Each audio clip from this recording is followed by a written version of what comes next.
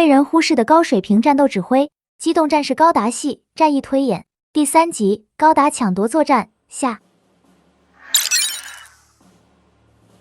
CE71年1月25日，由劳鲁克鲁泽率领的扎夫特克鲁泽队在奥布的赫利奥波利斯殖民星发动了高达抢夺作战。由于计划周密，部署得当，在作战开始后没多久，扎夫特很迅速就夺取了地球联合的3架高达。但是由于地球联合的守卫部队极力抵抗，使得扎夫特的高达抢夺作战出现了偏差，派遣的部分特战队员相继阵亡，连前来负责接应的机动战士金恩也被地球联合的1架高达反击折损了1架。为此，扎夫特的克鲁泽重新调整了作战部署，并将作战目标从抢夺变更为摧毁，采取全副武装的方式强行突入赫利奥波利斯殖民星，在找到强袭高达和大天使号后，迅速将其消灭，不再像第一次作战时顾及殖民星不被破坏。这一次，为了对付高达的 PS 装甲，将让金恩携带高能光束武器出击作战。于是，此次作战行动的具体部署如下：由米盖尔、奥罗尔和马修3人再次组成作战小队出击，其中米盖尔驾驶的金恩将装备 M69形象式改特火重粒子炮武器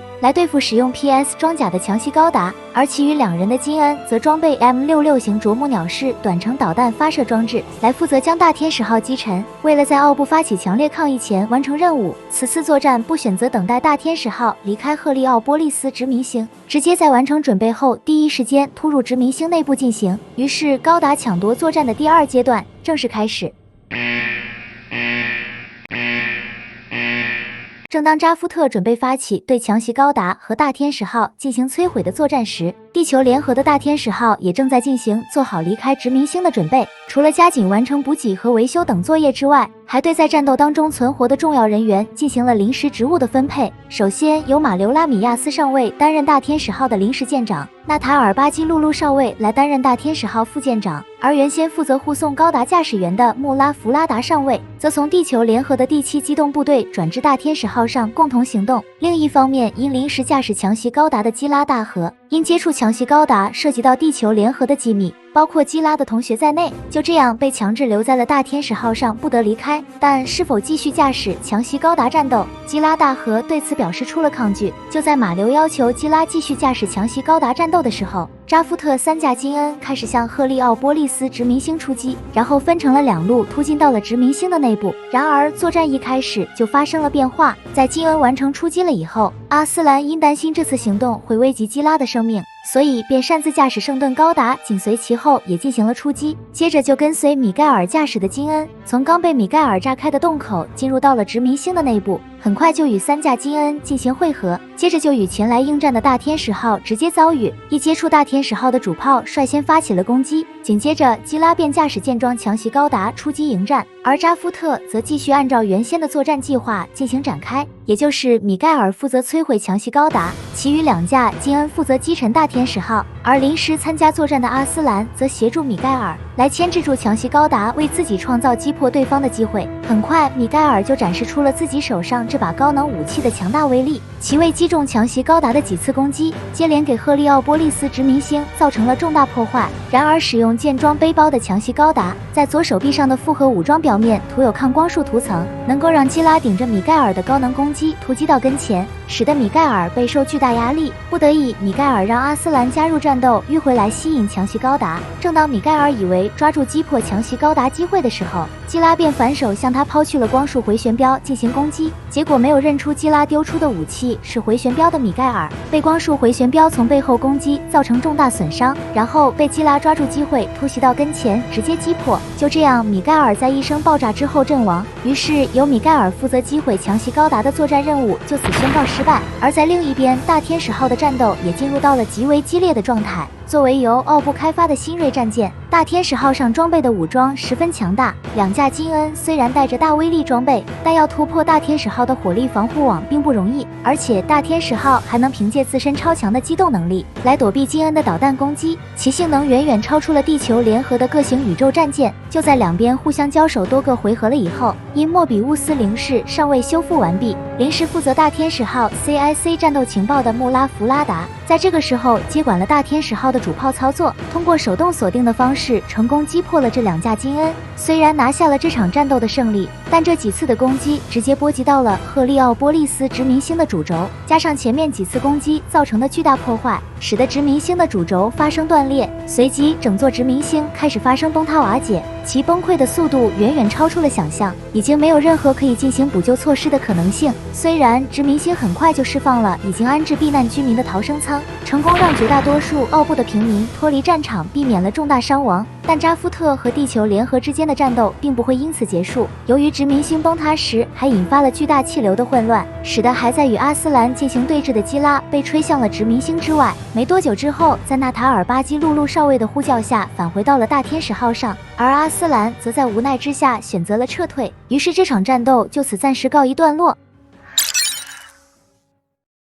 虽然扎夫特发起的摧毁作战计划已经对赫利奥波利斯殖民星造成了不可挽回的灾难，但是战斗仍在进行当中，并没有结束。由于赫利奥波利斯殖民星在崩塌之后向周围散落了大量的碎片，使得两边都无法确定对方所在的方位，这对扎夫特而言，接下来的关键就是要判断出大天使号会向何处去。目前处于 L2 位置的大西洋联邦宇宙军总部和 L3 位置的阿尔特弥斯要塞，这2个地方都很有可能是大天使号的目的地，但是 L2 位置的月球基地过于遥远，如果从当前的 L3 位置前往风险过大，而且在 L5 位置的扎夫特大本营很容易派出部队在途中进行拦截。同时还有件更加重要的事情是，此次高达抢夺作战十分突然，使得大天使号并没有足够时间完成准备进行出航，在缺乏补给的情况下，舍近求远前往月球基地将会十分危险。所以基于这一点进行考虑，克鲁则确信大天使号会选择距离更近的阿尔特弥斯要塞，于是决定利用纳斯卡级高速战斗舰的速度优势进行部署，提前在阿尔特弥斯要塞位置附近进行拦截，而速度较慢的罗拉西亚级战舰则在大天使号的背后跟进，堵住退路。虽然这个时候自身的 MS 部队已经损失殆尽，但可以选择抢夺来的4架高达代替投入作战。之前阿斯兰擅自驾驶圣盾高达出击，就已经证明了使用高达进行作战的可行性，而且高达的所有数据信息已经提取完成，就算在战斗当中发生损失也不会有多大影响。即使大天使号最终选择前往月球基地，导致在阿尔特弥斯要塞扑空，扎夫特掉头前往追击，仍有机会追上，必要时可以联系总部派兵在途中进行拦截。而就在克鲁泽准备将这次作战部署付诸行动的时候，大天使号先人一步向月球方向发射了1枚铀导弹，如此明显暴露自己的行进轨迹，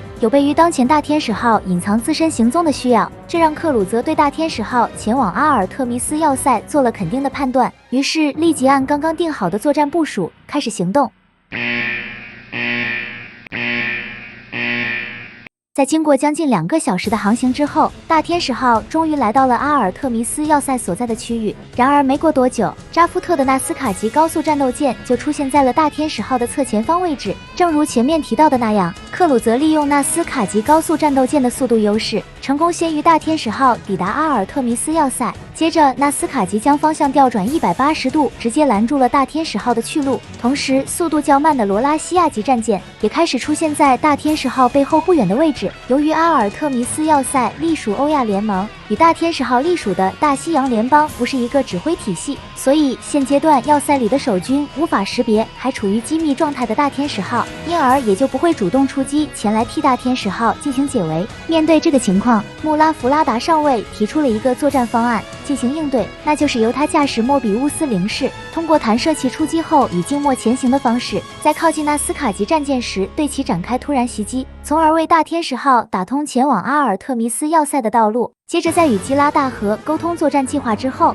便驾驶莫比乌斯零式进行出击，按照自己设想的作战计划进行行动，而基拉则做好强袭高达随时出击的准备。当莫比乌斯零式前进了一段距离了以后，为了掩护不被敌方发现，大天使号启动罗安格林扬电子炮，向前方位置的纳斯卡级战舰展开了攻击。当纳斯卡级战舰对攻击进行了回避以后，大天使号背后的罗拉西亚级也进入了作战范围，于是2艘战舰立即让4架高达进行出击，从前后2个方向对大天使号进行夹击。紧接着，基拉便驾驶强袭高达出击迎战，很快就与正前方阿斯兰驾驶的圣盾高达遭遇。不过2人这次同样没有直接展开战斗，阿斯兰还是优先以劝说的方式，让基拉远离地球联合军，不要卷入战争。然而伊扎克驾驶决斗高达摸了上来，直接与强袭高达展开了战斗。其他2架高达则继续负责攻击大天使号，于是一场比之前还要激烈的战斗就此展开。而阿斯兰面对这个情况，则陷入了束手无策的状态。尽管扎夫特的红衣驾驶员发挥出了高达的强大性能，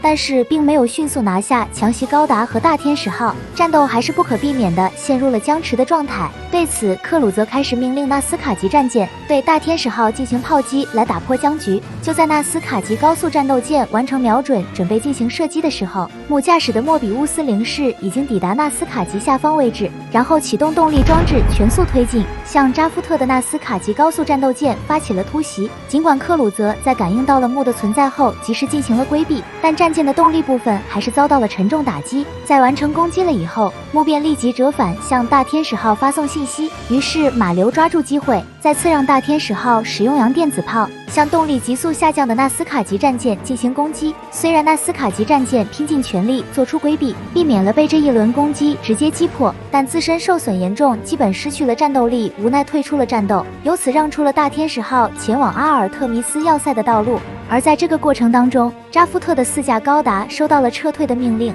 但他们这个时候成功困住了基拉的强袭高达，所以跟强袭高达战斗许久的伊扎克自然不甘心就此撤退，决定与迪亚卡先击破强袭高达再进行撤退。而基拉的强袭高达因战斗消耗过大，在这个紧要关头能量刚好消耗殆尽，正当伊扎克利用这个机会对强袭高达进行击破的时候，阿斯兰便站了出来，驾驶圣盾高达以 MA 形态抢先抓住了强袭高达，成功挽救了基拉的生命，同时也利用这个机会将强袭高达带回到后方的罗拉西亚级战舰上。而正向大天使号返航的木，在得知基拉被围困无法返航的时候，立即更改方向前往基拉所在的方位，同时让大天使号做好弹射炮装背包的准备。最终木成功截住了阿斯兰的圣盾高达，在连番多次攻击之下，迫使圣盾高达变更回了 MS 形态，从而使得强袭高达得以在挣脱后向大天使号飞去。虽然伊扎克和迪亚卡立即追击阻止，但强袭高达在被击中前的瞬间，